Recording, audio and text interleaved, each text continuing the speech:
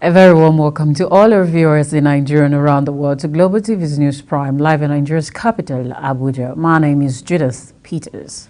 President Bola Ahmed Tinubu has delivered his inaugural address at the United Nations General Assembly, UNGA, on Wednesday, with emphasizing on the imperative of African overcoming foreign exploitation and achieving prosperity through democratic ideas. The president said the continent seeks to be neither a mere appendage nor a patron. Uyi Agbomofoegwe reports the rest of the story. Addressing other heads of government, including U.S. President Joe Biden and Ukrainian leader Volodymyr Zelensky, President Tinubu spoke on the theme Rebuilding Trust and Reigniting Global Solidarity, accelerating action on the 2030 Agenda and its sustainable development goals towards peace, prosperity, progress, and sustainability for all. He emphasized the significance of this year's theme for Africa, given its unique historical context. President Tinubu also traced the establishment of the United Nations, linking it to the aftermath of the Second World War, when global trust in institutions was at its peak. The period was a high water mark for trust in global institutions and the belief that humanity had learned the necessary lessons to move forward in global solidarity and harmony. Today, for several decades, Africa has been asking for the same level of political commitment and devotion of resource that described the Marshall Plan.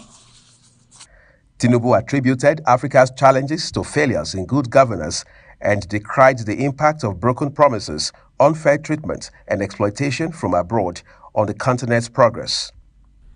Failures in good governance have hindered Africa, but broken promises, unfair treatment, and outright exploitation from abroad have also exerted a heavy toll on our ability to progress. Given this long history, if this year's theme is to mean anything at all, it must mean something special and particular to Africa. On the challenge posed by the adverse impact of climate change, President Tinubu, who doubles as chair of the Economic Community of West African States, ECOWAS, affirmed Africa's commitment aimed at combating the scourge, particularly from Nigeria's standpoint. African nations will fight climate change, but must do so on fair and just terms. To achieve the need popular consensus, this campaign must accord with overall economic efforts. In Nigeria, we shall build political consensus by highlighting remedial actions which also promote economic good. Projects such as Green Wall to stop desert encroachment, halting the destruction of our forests by mass production and distribution of gas-burning stoves. This is President Bola Tinubu's first participation at the United Nations Annual General Assembly. Uyi Agbomofoegwe. Very well, thank you. Also, the federal government has decided to mark the Independence Day anniversary of the country in a less ceremonial way. Secretary to the government of the Federation, Senator George Akume, while fielding questions from State House correspondent after a meeting with Vice President Kashim Shettima at the Presidential Villa, Abuja, says the 63rd Independence anniversary will be celebrated by low-key. Kikelomo Okere has the rest of the report. A 15-man planning committee ahead of the nation's 63rd Independence anniversary was inaugurated on Monday. The federal government has decided to mark the Independence Day anniversary of the country in a less ceremonial way. Secretary to the government of the Federation, Senator George Akume, while fielding questions from State House correspondent after a meeting with Vice President Shettima at the Presidential Villa, Abuja, says 63rd Independence anniversary will be celebrated low-key. Independence Day is a very historic event in the history of any country, and we in Nigeria are no exception. We are fully prepared for celebration, but for obvious reasons, it's going to be low-keyed. But we're wishing Nigerians the best of luck, and I want to assure them that better days are coming, and pretty soon too. Well, this is going to be low-keyed. We are not going on fantastic jamboree in the Eagle Square and other locations. It's a time for reflection. It's a time for all of us to think very, very deeply about us as a people and the journey forward. And this journey is being charted appropriately by the captain of the ship. Still on the news, in line with the mandate of the Minister of the Federal Capital Territory, Nyesom Wike, to ensure Abuja remains the environmental national capital, the Department of Development Control of the Federal Capital Territory Development, FCDA, has swung into action in a bid to demolish all illegal structures. Speaking on Global TV's breakfast program, Global Morning, the director of the Department of Development Control, Mukhtar Galadima, said that there has been a significant amount of misconception of Abuja Master Plan. Going back to history, this master plan was prepared in 1979 for the new capital city of Nigeria. Then the economy was so buoyant. The technology was not advanced. The population dynamic was not as what we are seeing today. So all these things are subjects of review. So, but you see, at a point in time in the implementation of the master plan, some people just use the phrase, Abuja master plan has been bastardized. No. The master plan, the document itself says that it is subject to review due to unforeseen circumstances. But those are variables that cannot be changed. These are the provisions of the infrastructure, that is the road, the water line, the sewer line, and other. These corridors should not be tampered. Still on the Global Warning discourse, Galadima further stated that the Department of Development Control, under his leadership, adheres to due process before, during, and after demolition exercises, citing the Area 1 market at Garki as an example. Make a particular case in this scenario, the case of Area 1. Right. You will agree with me that there is every need to sanitize that particular environment, particularly the shopping center area, because one, there's, as a government's responsibility, we have to ensure safety of property and lives, and two, we have to ensure hygiene of the environment. So what happened when we took a turn to move around the city, particularly that particular shopping center? There was no space for easy circulation. So in order to prevent the unfortunate incident happening anytime where we are going to lose lives and properties, we have to move in. And before the exercise proper, we invited the stakeholders. In this context, the Abuja Investment Company, who owns the shopping center, and then the operators of the shops and other goods and services there. We invited them. We had a meeting with them at a Diplomat Park in the same Area 1. We explained to them our objectives, and they bought the idea. Not only that they bought the idea, they even participated in the exercise. And finally, Galadima talked on the appointment of the immediate past governor of the Rivers State as Minister of the Federal Capital Territory, expressed confidence in his ability to show courage, will, and resilience in providing the right leadership for the FCT. Administrators and administrations have different philosophies and styles. So it's also with the present minister of the FCT, Barrister Nyesom Wike. Yes, people seeing what had happened at River State and his inaugural speech has really contributed tremendously in seeing the narratives being changed. Yes, because now in fact, he has made our work a lot easier by that singular pronouncement that all illegal structures are going to be removed. All structures that are built where they are not supposed to be are going to be removed. That alone has made our work very, very easy. Away from that, to the governorship election petition tribunal sitting in Kano has declared Nasiru Yusuf Gawuna of the All Progressive Congress APC as winner of the Kano governorship election. The tribunal gave the final judgment after cancelling some votes recorded by the New Nigeria People's Party (NNPP) candidate and Kano governor Abba Kabir Yusuf. The presiding judge, Justice Oluyemi Akintan Osadabe, said the margin of votes scored by the NNPP was not enough to give Governor Yusuf victory. It said some of the votes credited to Yusuf were invalid. Also, the Chief Justice of Nigeria, CJN, Justice Olukayode Ariwola, has called on Nigerians to imbibe the culture of less litigation and more of alternative dispute resolution mechanism to enable courts free up unnecessary burden and the pleasure of both human and material resources. Justice Ariwola spoke at the Supreme Court while inaugurating the 9 newly appointed justices of the Court of Appeal. Sandra Akpa reports that the Chief Justice lamented that the country's judiciary is not at pleasant times due to continued rise in cases pending before various courts. Giving reasons for the continued rise in court cases, the Chief Justice of Nigeria said several novel crimes are being committed in the country that have now made litigations to go on a steady rise.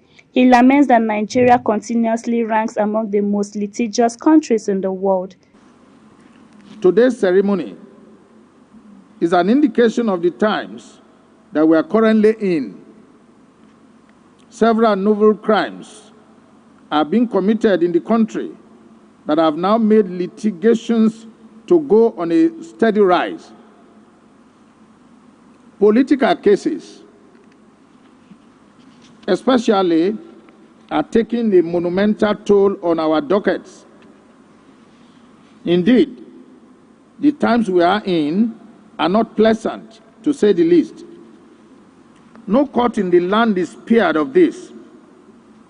We are constantly on our toes, and the dockets are ever rising in response to the challenges of the time.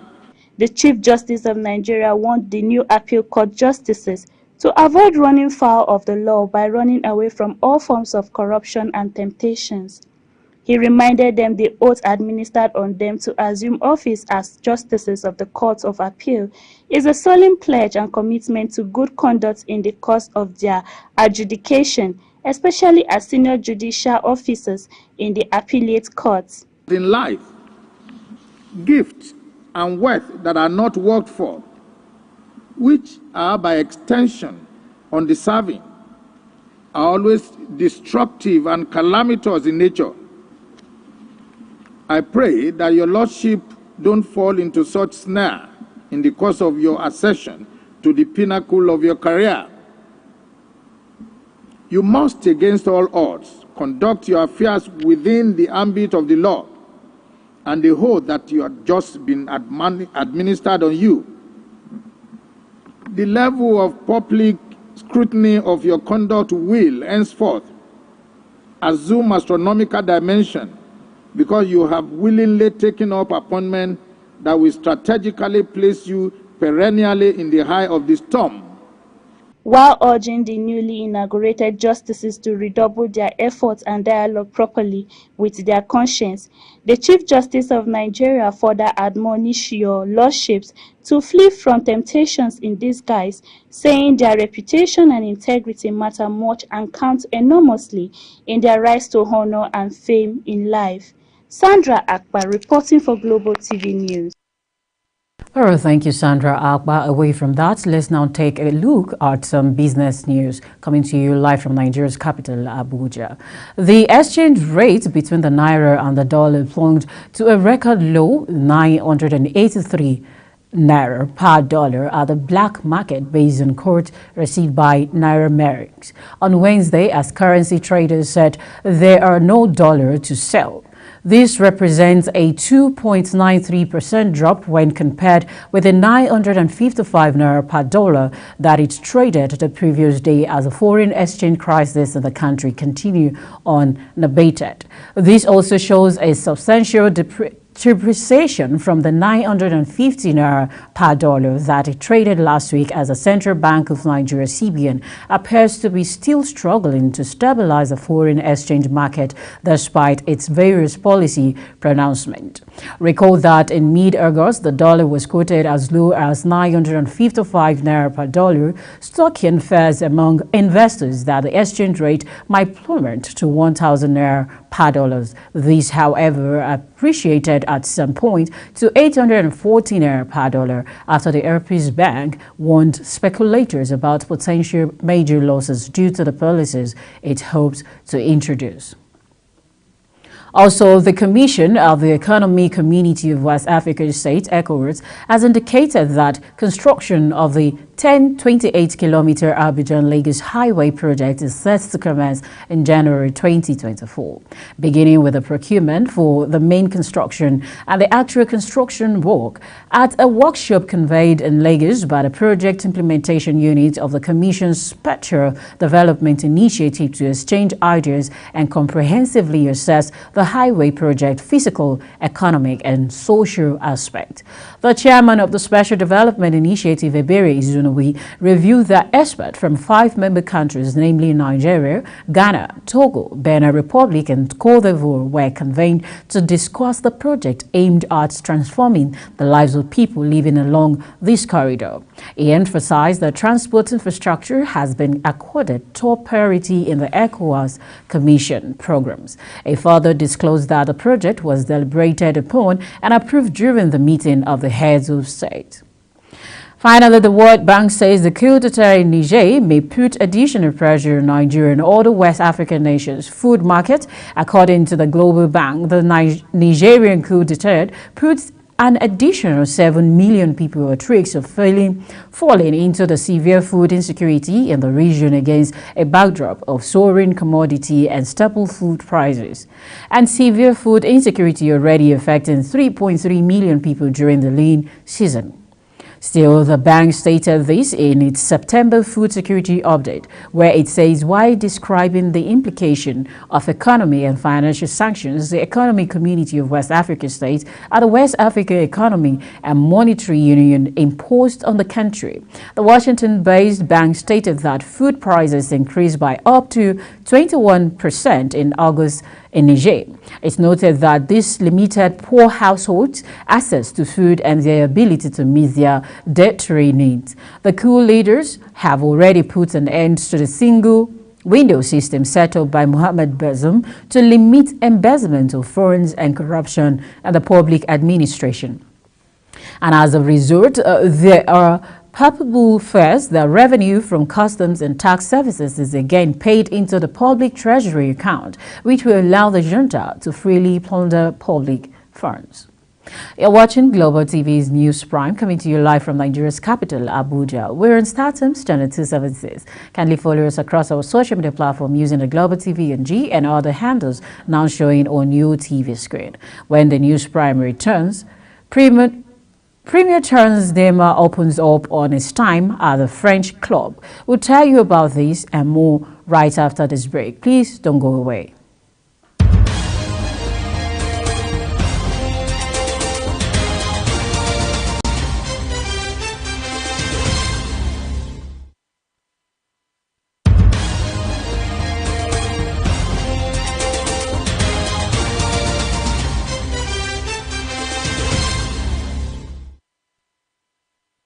Welcome back, and if you're just joining us, it's still Global Television bringing you live broadcasts of the News Prime from Nigeria's capital, Abuja. Let's go straight to sports news. The Nigeria Football Federation, NFF, has confirmed that Sao Tome and Principe have withdrawn from the 2024 Women African Cup of Nations first round against Nigeria. The 9-time African champions were to host the Sao Tome and Principe ladies in the first leg of the qualifying match at the Mobolaji Johnson Arena, Lagos, on Friday, with a return leg scheduled for Tuesday, September 26. The Nigeria Football Governing Body last week released a list of 24 players for the clash. With camp slated to open same Tuesday, however, the NFF's Director of Communications, Ademola Olajire, stated that logistics was the primary reason for their opponents' withdrawal from the WAFCON qualifiers. Still in sport, the Kwara State contingent will compete in 18 of the 32 sporting events at the 7th National Youth Games (NYG), kicking off on Wednesday, September 20, 2023 in Asaba, Delta State. The executive chairman of Kwara State Sports Commission, Malbola Magaji, disclosed this in Ilorin, the state capital, yesterday. Magaji said that a contingent of 215 members comprising athletes, coaches, secretaries, helpers, interpreters, board members, cleaners, and medics will depart Ilorin for Asaba for the 10-day youth games. He said that the state would only concentrate on sports that are sure to win medals. Magaji also said that the state had recorded a huge success in the history of National Youth Games, ranking 1st to 10th on the medals table in the previous edition. Commended the state governor Abdulrahman Abdulrazak's administration for sustaining and enabling the environment through prompt release of funds and improved infrastructure development. Lastly, Neymar has opened up on his time with teammate Messi at Paris Saint-Germain Football Club. For details of this and more, let's now join Sharon Ajay. Two-time Commonwealth champion and Olympic silver medalist Blessing Ogborududu will be hoping to secure a Paris 2024 Olympic Games spot when she begins her campaign at the ongoing 2023 pre-Olympic qualifiers in Belgrade, Serbia on today. The 29-year-old will fight in the repeated contest for a place in the final on Wednesday to wrestle for bronze after Moore secured a spot in the final. In the other quarter-final bouts of the day, Nigerians Mercy Genesis and Anna Ruben lost their chances to qualify for the Olympics or vie for medals after their quarter-final opponents failed to advance to the final. Let's turn to sports, where Brazil forward Neymar da Silva Santos has said he lived through hell alongside former teammate Lionel Messi during their time together at Paris Saint-Germain. Asked how he felt about seeing his good friend Messi lift the World Cup with Argentina in 2022, Neymar told Globo's Esporte Espectacular in an interview given in June that aired on Sunday that he was very happy for the year he had, but very sad because he lived both sides of the coin. Messi and Neymar, who had previously played together at Barcelona, won league titles at PSG but failed to bring Champions League success to the club. Sharon Ajay reporting for Global TV News.